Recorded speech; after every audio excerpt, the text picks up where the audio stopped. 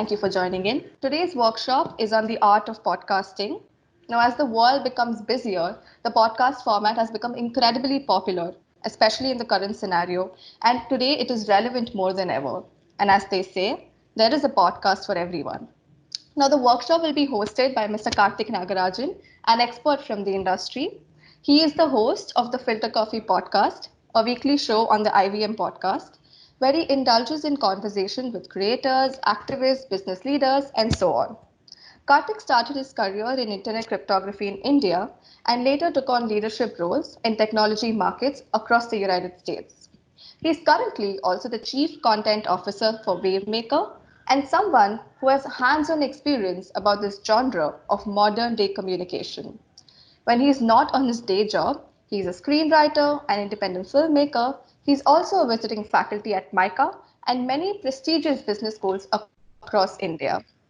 So I would like to thank Karthik for accepting our invitation and adding value to this workshop and being here today. I invite Karthik Nagarajan to take over. Thank you so much for having me. I've spoken to student communities many times, but I never spoken to them about the podcasting journey. Right. So very happy to talk about that. I've always been extremely bullish about audio content when it comes to India. If you really look at it, India, I feel, has always been an audio-first country, right? Back in the 60s and 70s, it's you could see many families enjoying sports and entertainment on their transistors.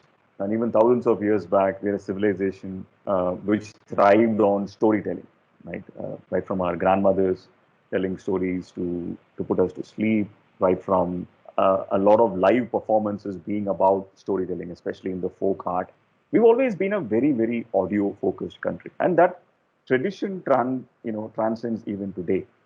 But for some reason, our audio content has never been diversified. For example, the regulatory situation in India means that only media houses can host an FM channel. So you have to be a Times of India network, or you have to be a Sun TV network, or a Hindustan Times network for you to be able to host an FM channel. So in all of India, if you really see, there are less than 100 FM channels, right? But if you compare this to elsewhere in the world, for example, if you go to New York, just New York itself will probably have about 250 FM channels, right? Because there the scene is so liberated. This also explains why podcasting has become a big deal right now in India. I think over the last couple of years, you would have seen many people hosting shows. I'm sure a lot of you yourselves listen to podcasts. And I even joke with my friends by saying, there are probably more people hosting podcasts in India than there are people listening to podcasts in India. And all of this is great because for the first time ever, this kind of content has proliferated and it is so easy to use, right? Today you can listen to podcasts on your phone, irrespective of what OS you're using, right? It's just become easier to listen to podcasts. I don't know how many of you really had access to the iPod when it was launched, right, many years back, right? And that really revolutionized music, and that's a story that we know. A story that we probably don't know is how much it revolutionized talk radio or audio content, right? In fact, the word podcast essentially comes, in a way it owes its existence to Apple because it is broadcasting on an iPod, right? That's how it was born. And back then, if you really look at podcasts, it was really something that different publications will have as one of the sections, right? We're all from India, so I'm assuming cricket resonates with most of you. And if you go to a Cricinfo back in 2002, 2003, at the time when Cricinfo was there, Cricinfo will have a lot of podcasts, right? And you could listen to those podcasts either on the website itself or you could download it onto your iPod and sort of listen to it. So that really is a genesis. I think since 2004 up until now, the entire ecosystem of podcasting has changed. Right? And I think it has changed largely in probably 3 or 4 different ways. Right? One is the kind of content that globally you have access to has changed. Right? Podcast used to be something that a publication did. From there, it has sort of moved on to something that an individual did. That's become very big.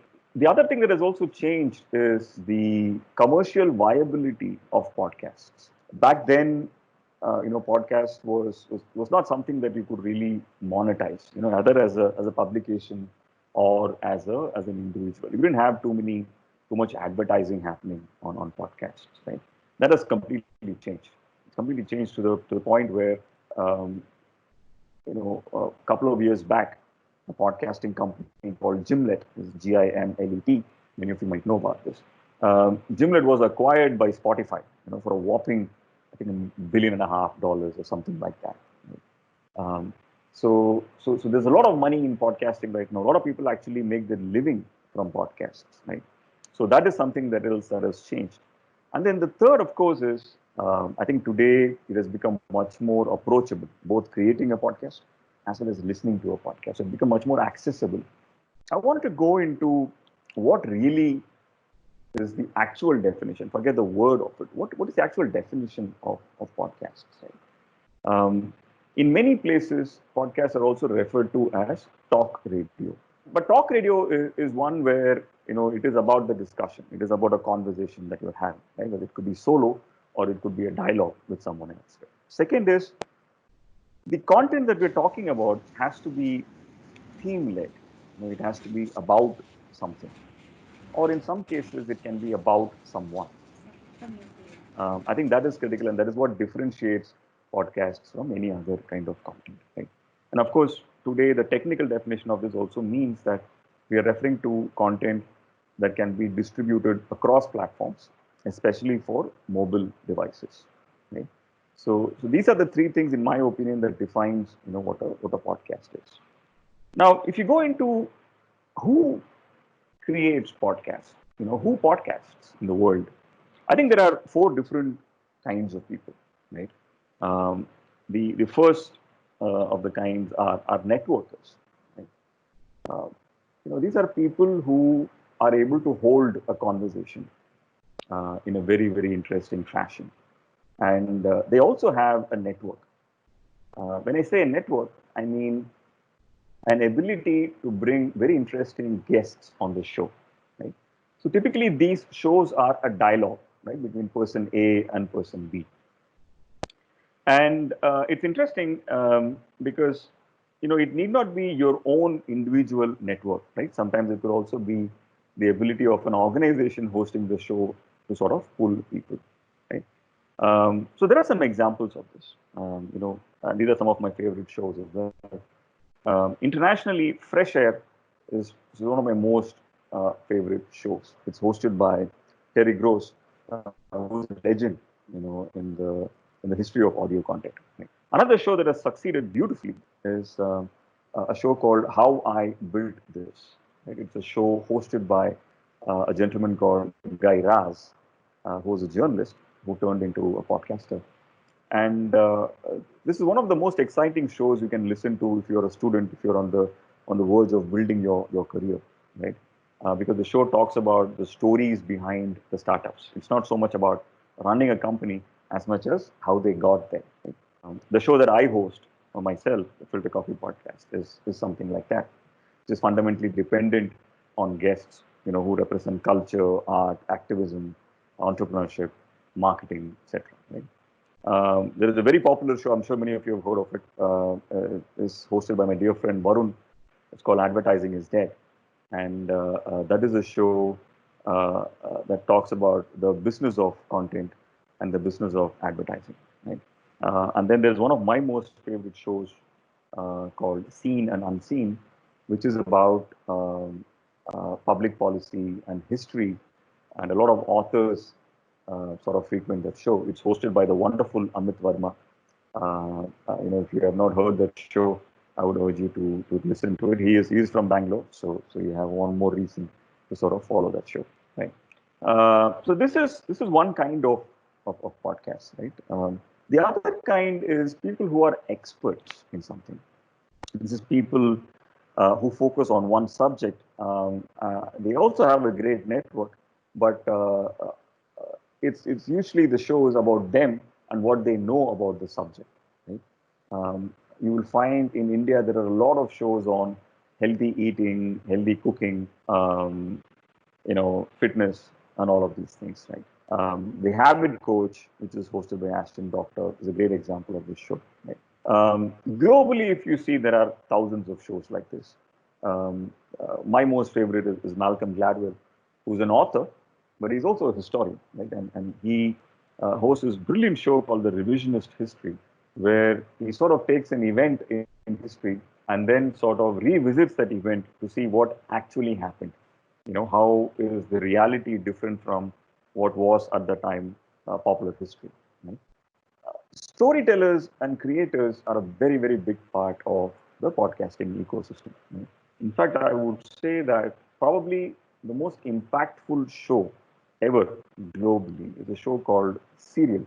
I think that show sort of changed the business of podcasting. Um, that show was about a person who was a teenager who was jailed for the murder of a friend slash classmate. Right? The show argued that he was wrongly convicted, and the show actually was about the host of the show speaking to many different people who knew about the case, law enforcement people, and sort of trying to recreate the scene, trying to dissect what really happened. Right? And Serial to this date remains the most listened to podcasts in the world, and that really changed podcasts from something that was very, very niche to something that is extremely mainstream. In India, there are a lot of fictional podcasts today, which have really, really taken root. So much that even Mr. Bachchan himself today does the prelude for a show that is on Audible, which is on horror and true stories which are related to horror, right? So Kali Awazein is the name of the show. And closer to south of India, there is a show which is over the last few months become one of the most listened to shows in India, and that show is actually in Tamil. It's called Ponniyin Selvan. There is the host Kavita Jiva. She narrates what is really complex language in which the original book was written. So it's written in classical Tamil, and Kavita tells you the story in a very easygoing Tamil narrative. That show really, in a way, also marks the rise of podcasting in regional languages, right? Or what we refer to as Indic languages. Right? So today, as marketers, what we forecast is for every one English show that comes up in India over the next 10 years, you'll probably have 5 or 6 different shows in regional languages. And that's a very, very healthy thing to happen for this industry. I think one area that really stands out globally is how journalists and opinion makers have used this medium. I think internationally, This American Life is probably the most important show of this kind. For the first time ever, Pulitzer, which is the most important award in journalism, instituted a segment called podcasts, right? And This American Life, for the first time in 2019, won that award, and they won it for their coverage of the migrant crisis in the United States. In the advent of Trump building the wall and how that entire ecosystem sort of changed. But it's not just about mainline journalism, right? Technology journalism is a huge, huge play when it comes to podcasts. Vox Media is a network which launched the show called Pivot, which is probably currently the most listened to show when it comes to tech news and tech trends. Right? It's not, when I say tech trends, it's not like reviewing a phone or anything like that. But these are people who talk about the internet economy. Right? Kara Swisher and Scott Galloway are the hosts of the show, and Kara Swisher by herself is one of the most celebrated technology journalists. And what they really do is try and dissect the internet economy around the world. We don't really have in India a show of the magnitude of the kind that we're talking about today, which is hosted by journalists who have taken to the audio medium. That's not to say there are no journalistic shows in India, but none that has really gotten the scale. One area which is probably the easiest, and you'll probably see a lot of examples is in entertainers becoming podcasters, right? Um, and comedy is a big driver of this, right? Well, there are shows which are fundamentally dependent on music as well. Comedy has been a big driver for this. In the US, Comedy Central actually built a lot of its following on podcasts. In India, today one of the most listened to shows is Cyrus Says, which is mostly about Cyrus just being Cyrus Brocha, that is. What today we know of the organization called AIB, actually began as a podcast. I don't know how many of you are familiar with that story. It brings me to the question of when should one host a podcast, right? And I often thought of it myself. I've thought about my own journey, and I've spoken to a lot of the people I just mentioned in the presentation till now, right? I think fundamentally, um, probably the main reason why anybody should host a podcast, why you should host a podcast, is because you have an opinion. Right? You have to have a point of view on something. The other thing that I've also seen is people who like to record things that are happening around them also make for extraordinary podcasters. Right? Do you like to create? Right? I spend most of my life being in a profession where creation is very important. Right? I've been an independent filmmaker. Creation for me is very important. If you are someone who has a sense for humor, if you're someone who has a talent for storytelling, right? If you're someone who just has a talent for music, then these are great reasons as to why you'll be a very very interesting podcast host. Most importantly, though, is being a great listener. And when I say a great listener, I also not just mean just shutting up when the other person is talking. Not that. I meant, are you an active listener? Right? Um, Podcasting, especially those which are a conversation, also means that you need to have a lot of mindfulness. When I say mindfulness, it means that you need to be in the present. Right? So you need to pay attention to every word that person is saying, maybe sometimes also to the words that the person is not saying, and sort of we have enough presence of mind to react to it, right? And here are 3 or 4 questions you should be asking yourself. One is you should think longevity, right? How long can you love the topic that you're talking about? Right? See, whether it is something that you're publishing yourself, podcasts are actually there in the World Wide Web forever. Right? They're going to have a lot of shelf life. Right? So don't worry so much about what you're putting out today, but just see if it is worthy enough as a content to be there for years to come. Right? And for that, it's important for you to think in terms of a timeline. You might say that, hey, listen, there is this thing I want to talk about, but I don't want to, write off 2 hours every week of the rest of my life. I just want to do this for the next 10 weeks. Then think of it like that. Think of a show with 10 episodes, where you're talking about something exhaustively over a period of time. The second thing is you have to be absolutely selfish as well, right? Where you need to ask yourself, how will this help you? And it's not always about entertaining the audience. It is not always about talking about something that you're good at. It is also about building your profile. If you're walking into a room for an interview tomorrow, one of the things to say that, hey, listen, I have this show, I've interviewed a lot of guests in it, I'm a podcast host, is a great calling card to have. If not a calling card, it's at least a great conversation starter to have. Right? I think you should think of it in those lines as well. It's also important on how much time you will have, and your show should fundamentally depend on that. Right? Now, for example, some of us who have a day job and we're still running a show, we invest roughly about 5 to 6 hours every week in putting together one episode. Part of this goes into logistics in terms of identifying who your next guest is, and making sure you're working with that person on time. Part of it also goes towards researching the topic that you're going to talk to your guest about. Right? And part of it is also goes towards researching who the next guest should be for your show. Right? So 5 to 6 hours is something that I spend. I'm not saying that is exactly the time that everyone needs to spend, but a podcast is like having a pet or having a child, and you should really plan for it.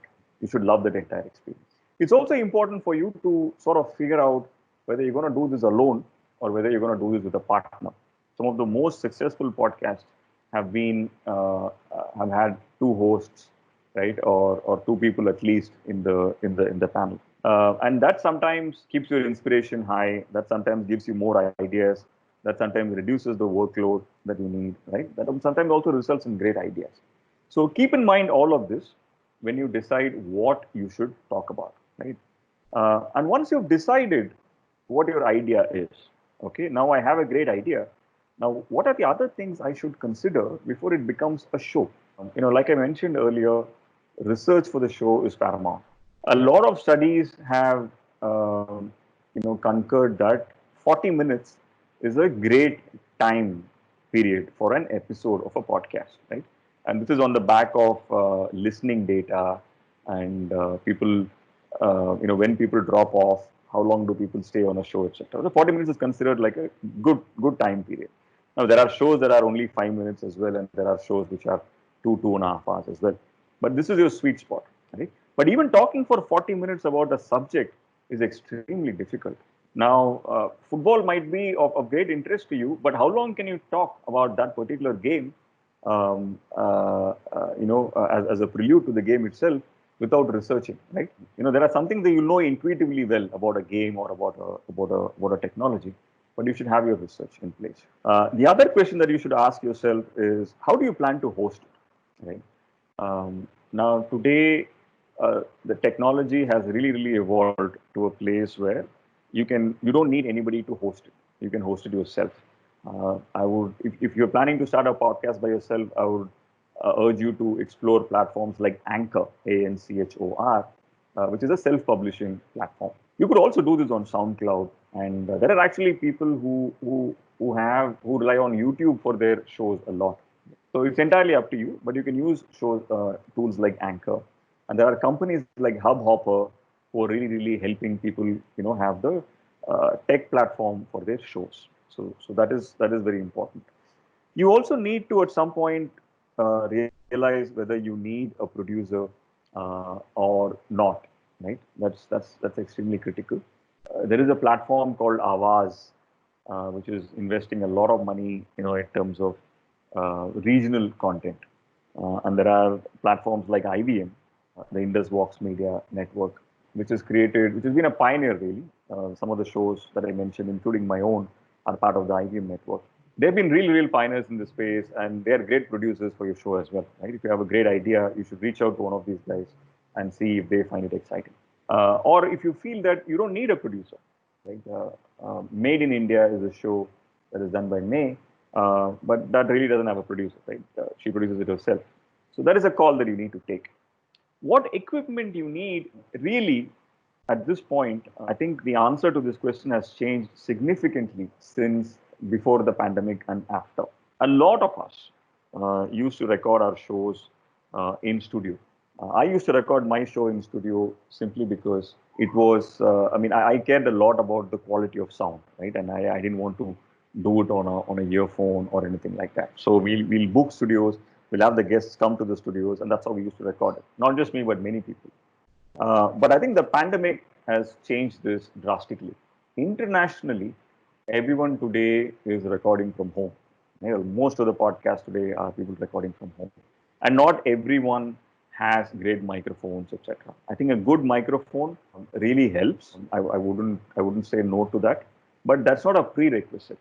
Right? If you want to really up the quality of your show, you might want to invest in a microphone that probably costs you about 3,000 to 7,000 rupees.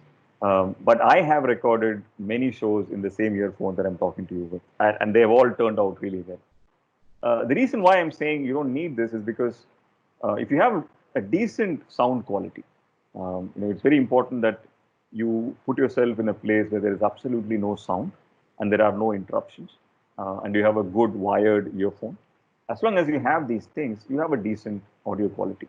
And when you have a decent audio quality, podcast listening is such an intimate experience that after a point, people get used to the quality of sound. Right? They don't necessarily um, look for the bass or the treble of it and all of that. So equipment, invest in a good unidirectional microphone. It could be some of the microphones which are attached to earphones. It could be something like this, or it could be a decent table microphone that you're buying for about 2,000, 3,000 rupees. That's all you need. How do you plan to promote it is very important, right? I think discoverability is very, very critical. Just creating a podcast doesn't mean people are going to listen to it. You might want to talk about it on your own social platforms. You might want to mention your podcast in many discussion forums, right? You go to Quora, there are a lot of people asking which are the shows I should listen to. You might want to go ahead and suggest your show, saying, hey, listen to my show.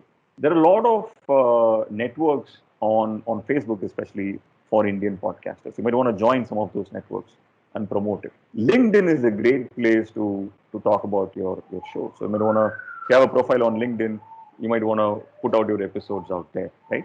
Just make sure that it is very discoverable. Talk about it a lot. Create some sort of a word of mouth. Put it on your social handles. If you're not proud of it, others are not going to be, right? And don't worry too much about it. It's important. And how much will it cost you? Ideally, it should not cost you anything to create a podcast. Right? If you use a self-publishing platform like Anchor, if you use decent, tech gadgets that you already have as a consumer, I think you're good enough. Yes, you can always do bigger things with money. Like for example, you can have your own creatives for your podcast. If you're engaging with a designer, you can have a producer, but finding a producer is going to take you some sort of time and money and effort. So all of that is fine, but really, really, I don't think investment is an entry barrier for you to become a podcast host. Thank you so much. It was an absolute pleasure interacting with you. So thank you so much for doing this, Karthik. I think it was a great experience for all of us, and thank you for being extremely patient. I'm sure we all know a lot more about podcast than we did yesterday. Our next workshop is on digital marketing for e-business. That is happening on the 7th of this month from 5 p.m. to 7 p.m. So for those of you who are interested, please do register. It is hosted by Mr. Faisal Anwar, who is the co-founder of the marketing agency called Grand Lane. It's going to be really exciting. If you want more updates, kindly check out our website and follow Media Meet 2020 on social media. We're available on Twitter, Instagram, and YouTube. Thank you so much. I hope you had a great time and have a great evening.